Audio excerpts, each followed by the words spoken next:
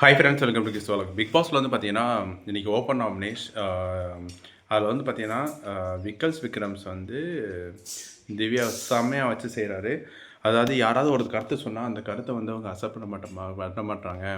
உடனே அதுக்கு வந்து ரியாக்ஷன் வந்து வேற மாரி குடுக்குறாங்க. ஒருத்தவங்க தப்புன்னு சொன்னாங்கன்னா, அத அக்செப்ட் பண்றது தப்புன்னு இல்ல. ரியலாவே உங்களுக்கு தப்புன்னு தோணுச்சுன்னா நீங்க திருத்துங்க. இல்லன்னா உங்க கேம் விளையாடுங்க. அதாவது ஒருத்தவங்க வந்து எடுத்து வைக்கிற கருத்த வந்து அவங்களால ஏத்துக்கிற மனப்பக்குவம் இல்ல அப்படின்னு சொல்லி விக்ரம் வந்து செம்மையா சொல்லியிருப்பாரு. ஆக்சுவலா வந்து பார்த்தீங்கன்னா, ரொம்ப கடுமையான வார்த்தைகள் வந்து யூஸ் பண்ணி சொல்லியிருப்பாரு. கருத்து கரெக்ட்டு.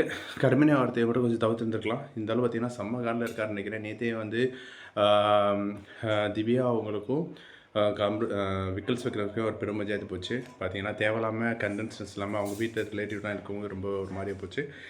பார்த்தீங்கன்னா, செம்ம சூப்பரா போச்சு. இந்த வாரம் வந்து பார்த்தீங்கன்னா, ஓப்பன் நாமினேஷன் எனக்கு தெரிஞ்சு எல்லாருமே கரெக்ட்டா பாயிண்ட் பண்ணி நாமினேஷன் வருவாங்கன்னு நெனைக்கிறேன். போன வாரமே நான் வந்து சாண்ட்ரா எவிக்ட் ஆவாங்க அப்படின்னு நினச்சேன். பார்த்தீங்கன்னா, சாண்ட்ரா எவிக்ட் ஆகல. ஸோ வெயிட் பண்ணி பார்ப்போம். இந்த வாரம் எப்படி போயிட்டுருக்கு அப்படின்னு சொல்லி. இந்த வீடியோ பிடிச்சிருந்தா கண்டிப்பா லைக் பண்ணுங்க. யார் இந்த வாரம் எவிக்ட் ஆவாங்க அப்படின்னு நினைக்கிறீங்கன்னு சொல்லி கமெண்ட் பண்ணுங்க. பிடிச்சிருந்தா லைக் பண்ணிவிடுங்க.